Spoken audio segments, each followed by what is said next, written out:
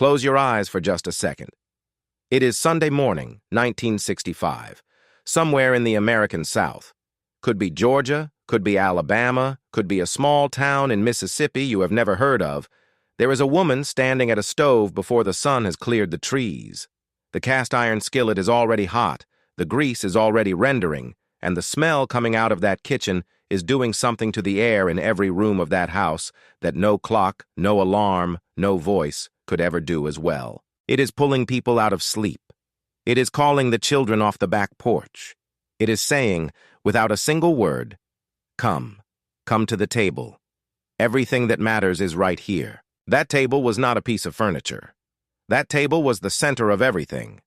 It was where decisions got made, and disputes got settled, and prayers got offered, and children got corrected, and elders got honored. It was where the family became a family every single Sunday, without exception.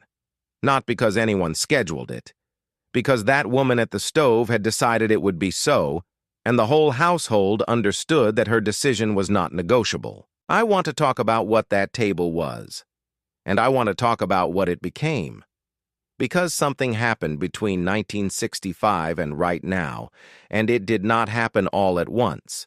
It happened slowly, Sunday by Sunday, year by year, until one day a family sat down for dinner and realized it didn't feel like what it used to feel like, and they couldn't quite name the reason why. I'm going to name the reason. That is what we're here to do today. Hey family, I'm James. And today we are going back to the Black Sunday dinner table, the real one, the 1965 one, and we are going to walk through 25 things that held that table together and watch what happened to each of them. Now, if this is your first time here, this channel is where we keep these memories alive. Hit that subscribe button right now, ring that bell, and let's get into it. Number 1. The cook started the night before. This is the first thing you need to understand about the 1965 Black Sunday dinner, because if you don't understand this, you don't understand anything. The Sunday meal did not begin on Sunday morning. It began on Saturday night. After the supper dishes were washed and the children bathed, Big Mama would begin. She would pull out the dried beans, butter beans, pinto beans, black-eyed peas, and pick through them by hand, one by one, looking for the small stones and the shriveled ones that didn't look right to her eye. Then she'd cover them with water in her biggest pot and leave them to soak overnight. She might start her cornbread dough in a bowl covered with a clean dish towel. She might soak the neck bones in cold water to draw out what needed to come out. She might pull the greens and begin stripping the leaves from the thick stems by hand, the way her mother had shown her. By the time you went to sleep Saturday night, the kitchen already smelled like something. Not fully, not yet, but something was already underway. And that was the magic. That was the intention. Nothing about that meal was accidental. Every bite of it had been planned and started and invested in before Sunday ever arrived. Today, the Sunday meal, more often than not, gets decided on Sunday morning. The preparation has compressed from 18 hours to 30 minutes, and what got lost in that compression was not just food. It was intention. It was the act of a woman deciding on Saturday night that her family deserved something that took time to make. That statement no longer gets made in the same way, and the table feels it. Number 2. The whole household knew its assignment. The Black Sunday kitchen was not the work of one person. Big Mama ran that kitchen the way a foreman runs a work site. Every person in that household had a role, and they knew their role without being asked, because they had been trained into it from the time they were old enough to stand on a step stool. The youngest girl set the table, and I mean really set it. Fork on the left, knife on the right, napkins folded the way Mama showed her, glasses clean, salt and pepper in the center. If you did it wrong, you did it again. The older children shelled peas on the back porch. The boys went to the garden or the store with a handwritten list and exact change. What you had in that house on that Sunday morning was a household that understood itself as a working unit. Everyone contributed. Everyone had dignity in their contribution. And when that meal finally arrived at the table, Every person around it had participated in its making in some way. That ownership, that sense of this is also mine, it changed how the food tasted. It changed what the table meant. Number 3, church came before the table, always. You have to understand the sequence, because the sequence was sacred. In 1965, the Sunday meal was not the first act. It was the second act, and the second act only worked because the first act had already happened. The first act was church, not a quick church. Sunday service in a Black Baptist or AME church in 1965 could run 2 hours, easy, longer if the Spirit moved, which it often did. The preacher was not working off a clock. The testimonies from the congregation, where a woman would rise from her pew and talk about what the week had taken from her and what faith had put back, those didn't get cut short. You came home from church changed. There was a settling that happened in those 2 hours that had nothing to do with theology and everything to do with community. You had sat shoulder to shoulder with people you had known your whole life. You had heard your name called from the pulpit. We are glad to have the Johnson family with us today. And you had felt yourself claimed. And then you came home to that table. And the food tasted different because of what you had just come from. The fried chicken and the greens and the cornbread. They were not just lunch. They were communion in the old sense of the word. People communing. Take church out of the sequence and you take the context out of the meal. The food becomes just food. Number 4. The best dishes only came out on Sunday. There was a cabinet where certain things lived that were not for every day. The serving platter with the painted flowers, the glasses that were real glass, not the jelly jar glasses you used for water on a Tuesday, the tablecloth that was white and ironed and got folded with care and put away the moment the meal was done, so it would be ready again next Sunday. These objects were communicating something. Every time Big Mama reached up and brought down that serving platter, she was saying without a single word, "Today is not an ordinary day. Today is worth the best we have." Children who grew up in those houses learned that the week was divided into ordinary time and sacred time, that the ordinary was fine and necessary, but that the sacred required elevation. That habit of marking time as sacred is one of the deepest things the Black Sunday table transmitted, and it is one of the things most completely lost today. Today, the everyday dishes are nicer than the Sunday dishes of 1965, and because everything is the best all the time, nothing is the best. The distinction between ordinary and sacred has dissolved, and what dissolved with it was the ability to make a child feel, in their bones, that Sunday was different. Number 5. The prayer was not a formality, before a single plate was touched, before the serving spoons moved. The elder, and it was always the elder, whoever held the most years at that table, would bow their head, and the entire table would follow. And they would speak, not read, not recite, speak. They would thank God for specific things. They would name the week that had just passed and what it had cost and what it had given. They would name the people around the table and the people who were not around the table, the ones who had moved away, the ones taken by illness, the ones who were working too far to come home. They would speak those names into the room. There are people alive today who can still hear the sound of their grandfather's voice doing that, saying their name. Saying the name of a sister gone up north, saying the name of a child who hadn't made it. That prayer was a form of record-keeping. It was how the family kept track of itself, who was present and who was absent, and who was remembered even in their absence.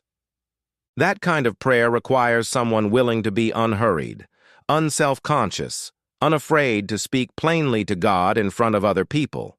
That willingness was abundant in 1965. It became rarer in the decades that followed, and the table felt the silence where it used to be. Now, family, let me stop here before we keep going. Tell me something. Do you remember the prayer at your grandmother's Sunday table?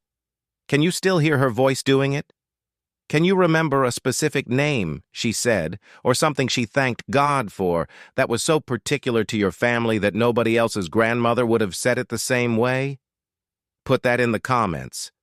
I read every single one. Somebody down in those comments is going to read what you write and feel like they were sitting at the same table. Number 6. The greens took all morning. Collard greens in 1965 were not a side dish you assembled. They were a project. The picking, the washing, not a rinse, a real washing, both sides of every leaf because field greens carried the field with them, the stripping, leaf from stem by hand, then the tearing, then into the biggest pot you owned.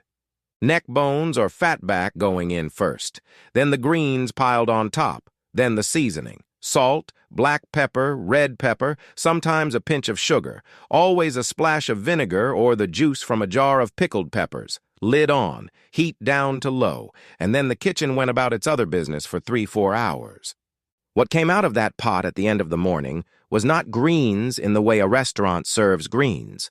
The pot liquor alone, that dark, impossibly savory liquid at the bottom, was its own thing. People sopped it up with cornbread. Children were given mugs of it when they were sick. Nothing was wasted, not a drop. Today's greens are often cooked in 20 minutes, pre-washed, pre-cut, sautéed in a pan with garlic and olive oil. They are edible. They are not the same thing. The difference is not really about technique. It is about the willingness to give time to a thing. To say, this is worth 4 hours of my Sunday morning. That willingness said something about what the family was worth. When that willingness changed, the message changed too. Number 7. The table seated whoever showed up. The Black Sunday table operated on an assumption of abundance, even when the material reality was scarcity. If you showed up, a cousin, a neighbor, a church member whose family was out of town, a young man who had just moved to the city and didn't have people yet, you ate. Nobody counted portions to make sure there was exactly enough. The food was made in quantities that assumed more people might arrive than were expected because more people often did. Big Mama could stretch a pot of food in ways that felt like a quiet miracle. A pound of dried beans could feed 12 people if the cornbread was plentiful and the iced tea pitcher stayed full. She understood that food was about hospitality, about making people feel claimed, about saying, "There is a place at this table for you, and the fact that I didn't know you were coming does not change that." Today's Sunday meals, the ones that still happen, are often portioned, planned for exactly the number of people who RSVP'd.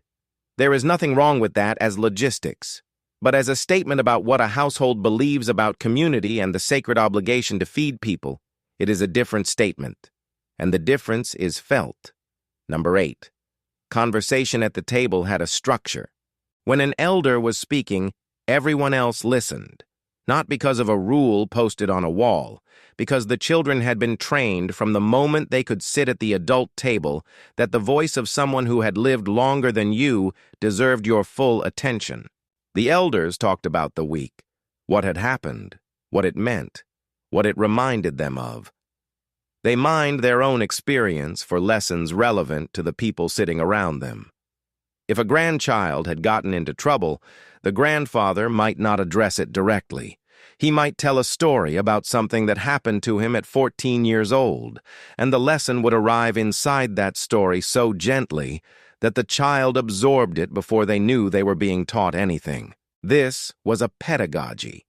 An oral pedagogy, ancient and precise, that had survived the Middle Passage and slavery and Reconstruction and Jim Crow precisely because it lived in people's mouths rather than in books. It could not be burned or confiscated or prohibited. It traveled, it persisted, and it was transmitted every Sunday at a kitchen table between the prayer and the pie. Today, the television is often on during Sunday dinner, or the phone is on the table. The elders are not always positioned as the authorities of the room. The oral transmission has weakened, not because the elders have less wisdom, but because the table is no longer organized to receive it. Number 9. Dessert was earned, not expected. A 1965 sweet potato pie was not from a box, not from the freezer section. It was made. And Big Mama's, every Big Mama's was different, which is itself worth a whole conversation, required her to select the sweet potatoes at the market by feel, pressing at them slightly to find the ones at the right stage of sweetness. It required her to know by sight and smell when the filling was ready. The crust she made herself with cold lard and ice water and a practiced hand, in proportions she had never measured. It existed only in her hands. The children who watched her make that pie on Saturday afternoon and ate it on Sunday afternoon received something beyond a recipe. They received an understanding that skill is earned through repetition and attention and failure and more repetition. That certain things cannot be done quickly. That excellence at a homely task, making pie, making bread, making a pot of beans, is a form of dignity, a form of artistry, even if nobody calls it that, even if it never gets recognized outside the house. When that pie came to the table at the end of the Sunday meal, it had been earned by the person who made it, and earned by the people who ate it, who had come to the table prepared, by church, by prayer, by a good appetite. Dessert was the seal on a covenant. It tasted like that. Now, family, I need to make sure you know about something I put together for families exactly like this one. It's called the Soul Roots Cookbook, 100 Forgotten Black American Recipes, written out complete, with every tip and every technique, the way Big Mama would have done it. Not rushed, not simplified. The whole thing. Link is in the description and pinned right at the top of the comments. QR code is on your screen right now if you're watching on television. Don't let those recipes disappear with the generation that knew them. Go grab it now. Number 10. The table was the court of record. If someone in the family was sick and needed help, the table was where the help got organized. Who was going to take them to the doctor? Who was going to bring meals on Tuesday and Thursday? Who was going to watch the children so the mother could rest? If someone was getting married, the table was where the announcement was made first. If someone had lost a job, the table was where that truth got spoken and where the family figured out what it meant together. The table had authority. It was the place where what was real got named. Families that gathered every Sunday had a mechanism for facing reality together that families without it did not have. Not because the Sunday dinner made them stronger, but because the Sunday dinner was proof that they had already chosen to face things together. The food was the evidence. Every Sunday, more evidence. Number 11. The children were corrected at the table and loved at the table. These were the same act. Reaching across another person to get to the bread was corrected. Elbows on the table were corrected. Saying, yeah, when the correct word was yes, sir, was corrected. Taking the last of a dish without asking if anyone else wanted it first was corrected. This was not merely etiquette, it was formation. The family teaching the child, you are not the center of the room. Other people at this table matter as much as you do, and you are responsible for your effects on them. And here is what made it land, what made it take root. The same table that corrected you also fed you. The same voice that said not like that child, that same voice also made the fried chicken, also asked you how your week was and listened to the answer, also saved you the corner piece of the cornbread because she knew you liked the crust. The correction came from love so demonstrably given that the child understood them as part of the same thing. Being loved meant being taught. Being taught meant being loved. That combination, the discipline and the tenderness wrapped together at the same table, is one of the most powerful things the Black Sunday dinner transmitted across generations. And it requires exactly the kind of sustained, consistent, communal space that the Sunday table provided. You cannot do it in 10 minutes of screen time. It requires a table. It requires a meal. It requires time. Number 12. Leftovers were planned, not accidental. Big Mama was not just cooking for Sunday. She was cooking for the week. The roast she put in the oven Sunday morning would become Monday's sandwiches, sliced thin with mustard on white bread, wrapped in wax paper for the school lunches. The pot of beans would be on the stove again Tuesday and Wednesday, ladled over rice with cornbread on the side. The bones from the Sunday fried chicken went into a pot with whatever vegetables were in the bin, and by Monday night, they were a soup. Nothing was wasted, because waste was not permitted. Not because of a rule, but because of a worldview. Every living thing that entered that kitchen was respected. The chicken had a life. The sweet potato had been grown by someone's labor. To let any of that go into the trash was an offense against the effort that had produced it. This planning, cooking not just for the occasion but for the week, required a practical intelligence that is deeply undervalued in the modern food conversation. The Sunday cook understood that she was setting the table not just for one meal, but for 5. When that stopped being a necessity, something was lost that had nothing to do with food and everything to do with resource, responsibility, and care. Number 13. The table held the memory of the absent. The Black Sunday table did not simply feed the living. It honored the dead. Not in a morbid way, in a specific, loving, ongoing way. Big Mama would say, without any particular ceremony, "Your grandfather used to love this dish." She would say it the way you would say any fact, not to produce grief, to produce connection. Children grew up knowing the tastes of people they had never met, because those people's preferences had been encoded into the menu. The great-grandmother who had loved sweet potato pie above everything else was honored every time that pie came to the table, even decades after she was gone. The uncle who was particular about his greens, he wanted more vinegar than most, was remembered every time someone reached for the vinegar bottle. This is a form of ancestor veneration, though it was never called that. As long as the table held their preferences, their names, their particular hungers, they remained present. They remained part of the family. They remained. You cannot honor a great-grandmother's sweet potato pie if nobody in the family remembers how she made it or that she made it at all. The food was the memory, and when the food went, the memory went with it. Number 14. The kitchen was the seminary. A girl who spent her Sunday mornings in the kitchen with Big Mama from the time she was old enough to stand on a step stool. By the time she was 16, she had made a sweet potato pie more than 40 times. She had watched the greens being washed 300 times.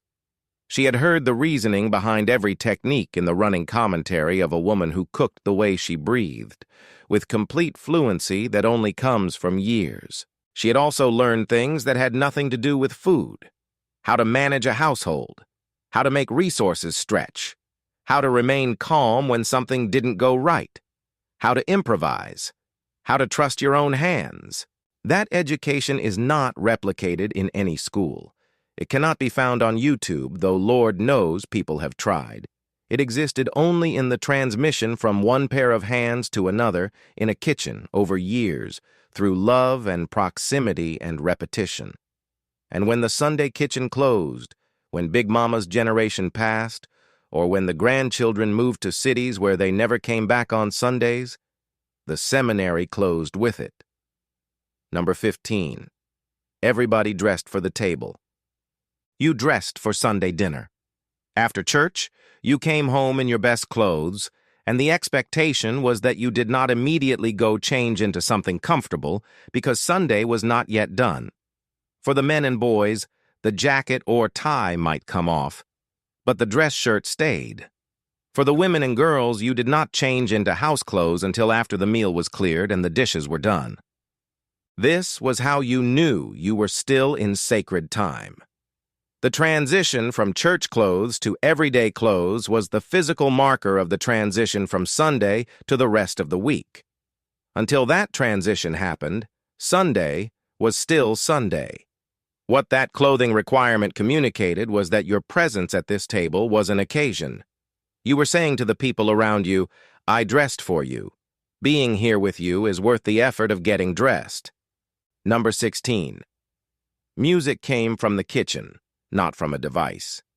In the kitchens, still producing the old Sunday dinner, the music came from a radio on the counter, a real radio with a dial tuned to the gospel station that came on Sunday mornings. Mahalia Jackson, Clara Ward, the Staple Singers, James Cleveland. Music that knew what Sunday was and rose to meet it. The women cooked to this music. They moved to it in small ways, a shoulder roll, a foot tap, a low hum. The children absorbed it the same way they absorbed everything in that kitchen, not as a lesson, but as an atmosphere. Sunday had a sound, and that sound was gospel, and the gospel was saying the same things the prayer at the table would later say, which was the same thing the sermon at church had already said that morning. The day was thematically consistent. Every part of it pointed in the same direction. When that radio on the counter got replaced by whatever the algorithm selected, when gospel Sunday morning became just another playlist, something in the coherence of the day unraveled, small but real. Number 17, the after-dinner porch. After the dishes were cleared, the people who had gathered at the table were not yet ready to disperse. The afternoon was warm. The food had settled them. There was more to say. The men might be on the porch, talking about things men talked about on Sunday afternoons. Work, the neighborhood. The women in the kitchen, putting things away, covering ground that mixed company didn't always reach. The children, somewhere in between, catching pieces of both worlds. Learning what adults talked about when they thought children weren't listening. These after-dinner hours were not doing anything in the way that modern life defines doing something. There was no productivity, no output, just the being together in the slow, full aftermath of a meal that had taken all morning to prepare. And in that being together, relationships were deepened and bonds were reinforced that held families through the week that followed. The after-dinner gathering ended slowly, with multiple goodbyes, people still talking at the door, then at the car, then at the end of the driveway. Because leaving was hard. Because the week was coming. Because this house, this porch, these people, was home in the deepest sense, and nobody wanted to leave home any sooner than they had to.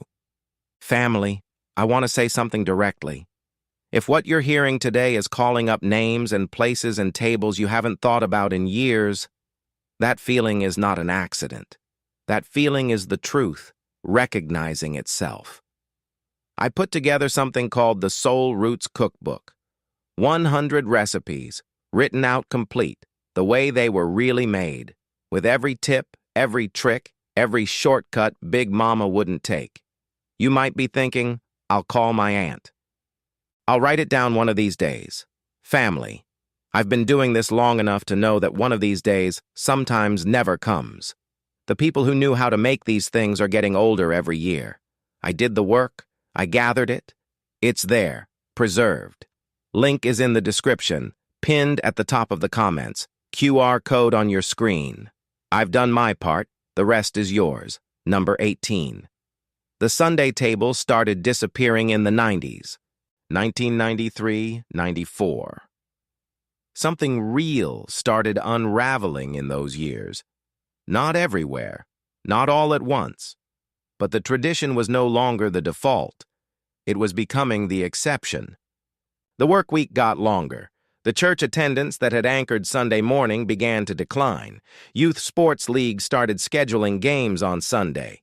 The mall was open. The movie theater was open. Sunday stopped feeling structurally different from Saturday. And when Sunday stopped feeling different, the meal that had always marked its difference stopped feeling necessary. The table did not disappear all at once. It faded. A family that gathered every Sunday began gathering on the first Sunday of the month, then on holidays, then on the Sundays when everybody happened to be in town. Each individual reduction seemed reasonable at the time, and nobody quite noticed that it had stopped being a weekly practice until it was already gone. Number 19.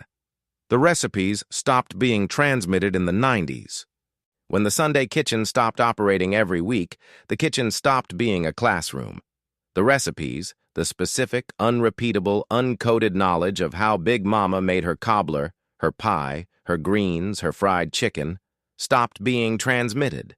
Not because anyone decided to stop teaching, because the classroom closed. And when Big Mama passed, when that generation began to go through the 90s and the 2000s, she took the recipes with her. Some had been written down imperfectly on index cards in a kitchen drawer, but many existed only in her hands, in the specific pressure she applied to a pie crust, in the way she could tell by the sound of the grease whether the temperature was right for frying, in the color she looked for in the cornbread before she called it done, in 37 other micro-judgments she made in the course of one Sunday kitchen that she had never articulated because she had never needed to.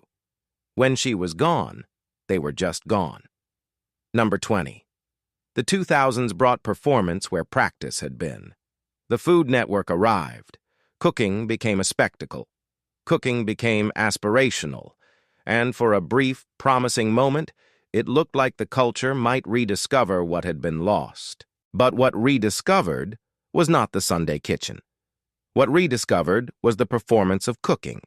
The Sunday kitchen of 1965 produced food for specific people whom the cook loved, in the specific way those people liked their food, for the specific occasion of Sunday. It was intimate, private, particular, functional, done to nourish, not to impress. The soul food that appeared on restaurant menus in 2005 was not the same as what came out of a black grandmother's kitchen in 1965. The ingredients might have been similar. The names were the same. But the food that comes from a woman who has been cooking for 50 years for people she loves, in a kitchen where the gospel is on the radio and the grandchildren are underfoot and the table is set and waiting, that food has something in it that no restaurant has yet replicated. And that something does not have a name. But you know it when you taste it. And if you grew up at that table, you have been searching for that taste your whole life. Number 21. The table fragmented into individual meals. By 2008, in a household that had once gathered 12 people around a table, there might now be 3 people eating at different times. The mother, who worked a double shift and ate standing at the counter before she went in. The teenager, who heated something in the microwave in the afternoon. The grandfather, who sat at the table alone with his plate and the television on, and the memory of what Sundays used to sound like hanging in the air around him. The individual meal, each person fueling themselves on their own schedule, from the same refrigerator but not from the same table, not from the same pot, not from the same experience of being gathered, had replaced the communal meal in millions of households. Not because anyone chose it, because the conditions that had made the communal meal possible had eroded, one at a time, over decades, until the architecture that supported the Sunday table was gone and the table itself had nothing left to hold it up. Number 22. The pandemic reminded us, and then we forgot again. For a period of months in 2020, something surprising happened. People cooked. They pulled out recipes they half remembered. They called their mothers and aunts and said, "How did she make that? How many cups? How long?" And the mothers and aunts, delighted and slightly startled to be asked, told them what they knew. For a window of time, the Sunday kitchen came back. Families who had not eaten together on a Sunday in years found themselves at the table again, surprised by what the table felt like, sitting longer than they had planned. And then the world opened back up, and the restaurants reopened, and the offices reopened, and the sports leagues resumed, and the moment passed. Most families did not keep the habit they had briefly reclaimed. Not all of them. Some families kept it. Some households have Sunday dinners now every week because 2020 reminded them of what they had been missing, and they decided not to give it up again. I want to honor those households. What they are doing on their Sunday is enormous. It is the continuation of a tradition that survived things that should have destroyed it. Number 23. What the children are missing now. A child born in 2018 who is 8 years old today has likely never experienced the Sunday dinner the way I have been describing it, has never stood at a counter at 7 in the morning next to a woman who knew what she was doing and could show, by doing, how it was done, has never been corrected at the table by someone who corrected out of love, has never heard their great-grandmother's name spoken over the food, has never waited for the prayer to end before touching the plate. This child is not at fault. This child is missing something because of an accumulation of economic pressure, of cultural drift, of technology that replaced gathering with scrolling, of a food system that replaced cooking with purchasing. The child is living in the result of 40 years of small changes, each of which seemed reasonable at the time. But the loss is real, and it is not small. What that child is missing is a technology, a social technology passed down through generations for building identity, transmitting values, marking time as sacred, honoring the dead, feeding the living, teaching the young, and holding the family together in the face of everything the world sends against it. No app provides that. No restaurant provides that. Only the table provides that. If this brought something back for you, go ahead and hit that like button. Subscribe so you're here every time we do this. And drop a comment. Tell me, what is the one Sunday dish from your grandmother's table that nobody in your family has been able to make the same way since she left? Tell me. I read every single one, family. Number 24, the keepers, across this country, in kitchens in Atlanta and Chicago and Baltimore and Oakland and Houston and 100 small towns you've never heard of. There are women and men who are still doing it. Every Sunday, without fail, the greens are soaking, the chicken is in the buttermilk, the cast iron is seasoned, the table is set with the things that only come out on Sunday. The prayer is being spoken by the person who holds the most years in that house. The children are being corrected and fed and loved in the same act. These people are the keepers. They are carrying something the culture has largely dropped. And they are carrying it without fanfare, without recognition, without a documentary crew or a television show or a cookbook deal. They are carrying it the way Big Mama always carried it, because it is theirs to carry, and they understand that. If you are one of those people, I see you. This channel sees you. Do not stop. Number 25. The table is still the table. And if you are someone who lost the table, who grew up in a household where it faded, or who let it fade in your own household, know that it is not too late. The table is not a relic. It is a practice. It can be resumed. It can be rebuilt. It begins the same way it always began. Someone decides that it matters enough to start. Someone walks into a kitchen on a Saturday night and begins to prepare. Someone sets the table with the best dishes. Someone prays over the food.